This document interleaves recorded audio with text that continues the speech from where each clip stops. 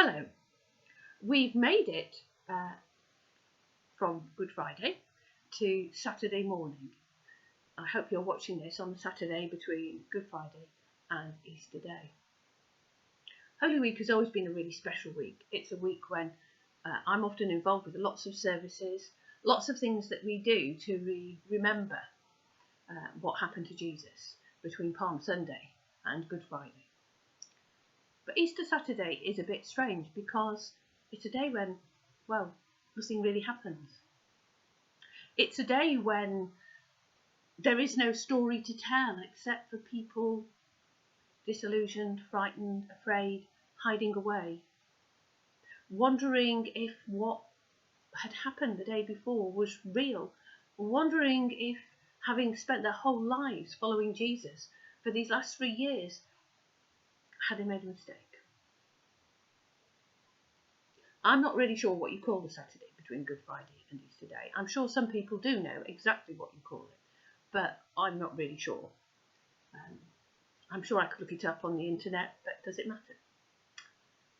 Anyway, I want us to, in our minds, go back and imagine that we are there at the first Good Friday. And we have seen our close friend, the one that we followed, go to the cross.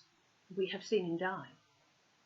If we stayed around long enough, because we weren't too afraid, we will have seen him laid in the tomb, and we were absolutely certain he was dead.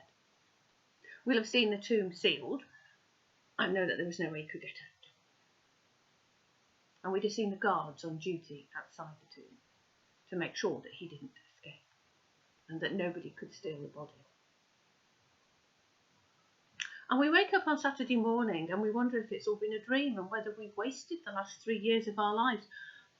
And what was Jesus on about? About rebuilding the temple in 3 days and saying he was the resurrection and the life? What was he talking about?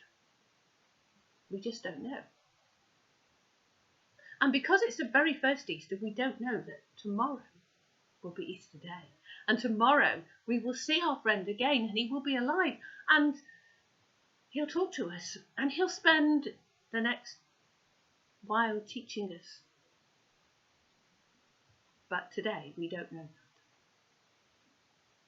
that. Before Jesus died, he tried to explain that sometimes for something to grow and to take off, it needs to go into the ground and die. So I'm going to read a few verses from John chapter 12. The hour has now come for the Son of Man to receive great glory. I am telling you the truth. A grain of wheat remains no more than a single grain, unless it is dropped into the ground and dies. If it does die, then it produces many grains.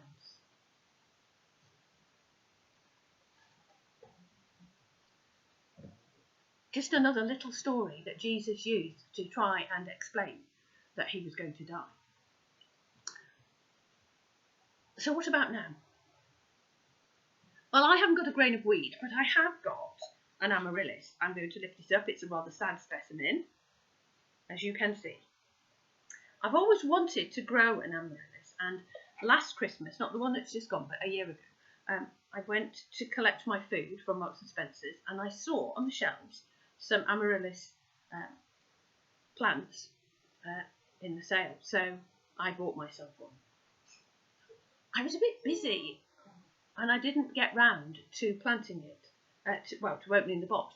And then I noticed that the lid of the box was sticking up, and it turned out that the plant was growing quite happily inside the box. But eventually it flowered and it created the most amazing flower. And I thought, well, how sad if it's just once. So I looked it up on the internet, as you do. And it said to cut the flower off when it was dead. And when I'd cut the flower off, to let the green leaves still feed the bulb. I think it's a bulb. Or is it a corm? Anyway, so I did that, and then to leave it to rest. So I've done that. But now it's time to plant it. So I will put it back in its pot. I will put it in with some nice new compost. And I will water it and nurture it And just maybe it will grow, because if you look very, very carefully, there is a little bit of green. It's still alive. But I'll watch and wait. Anyway, back to the Saturday, because that's what we're doing on Easter Saturday. We're watching, we're waiting. We're waiting to see if Jesus will come back to life. And the thing is, there are lots of times in our lives when we are in that, what you might call a Saturday space. Donald Eady, one of our ministers, called people who are waiting for something to happen to see if it will happen, Saturday people. Saturday people are people who live in this kind of strange, don't know what's going to happen space between Good Friday and Easter Day. Only for them it might not be one day, it might be a year or years. It might be somebody who is waiting for the diagnosis of an illness and they don't know what the diagnosis is going to tell them. It might be somebody who's already been diagnosed with an illness and they don't know what the outcome is. So lots of people at different times do have an Easter Saturday experience. They have a time when they don't know what is going to happen. They know something bad has happened. They know something is worrying, but they don't know what the outcome will be.